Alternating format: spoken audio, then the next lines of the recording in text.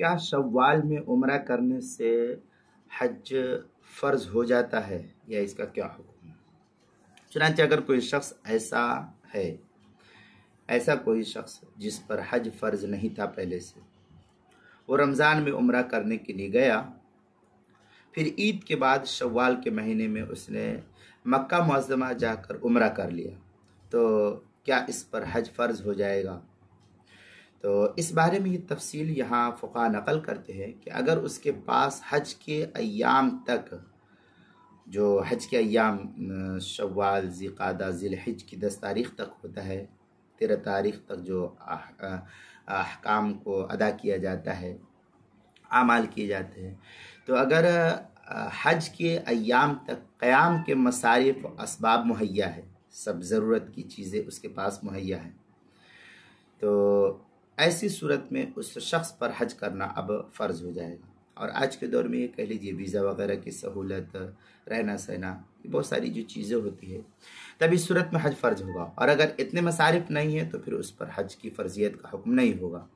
चुनांचे फतवा शामी की इबारत से ये मसला इस सिलसिले में मुस्तफ़ाद होता है। वल हासिलु अन्न ज़ादा लाबुद्द मिन्हु वलौ लिमक्किन कमा सर्रह बिही गैरु वाहिद कसाहिबिल यनाबि। इस तरीके की इबारत जो है फतवा शामी, जो ज़करिया बुगडीपुर देवबंद का हिंदी नुस्खा है, उसकी चौथी जिल्द सफ़ा 458 और 459, ज़ुब्दतुल मनासिक सफ़ा 21, इसी तरीके से गुनियतुन नासिक के अंदर भी नकल किया है, सफ़ा 338 और 339 पर भी इसको नकल किया गया है।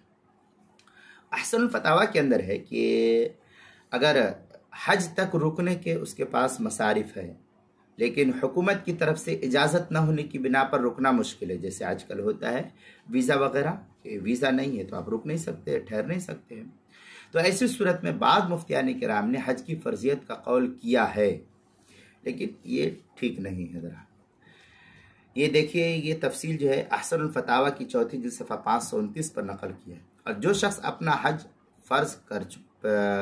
फ़र्ज़ जो है पहले अदा कर चुका हो, तो उस पर शव्वाल में उम्रा करने से हज फ़र्ज़ नहीं होता है। इसका मज़कूरा मसले से कोई ताल्लुक़ नहीं है कि हाँ जो पहले था और अब भी करना है, तो ऐसा नहीं है। ये तफसीली बहस जो है किताबुल मसाइल की तीसरी जिल्द सफ़ा 84 उन्वान है, क्या शव्वाल में उम्रा करने से हज फ़र्ज़ हो जाता है, इसके तहत जो है इस मसले को नकल किया है।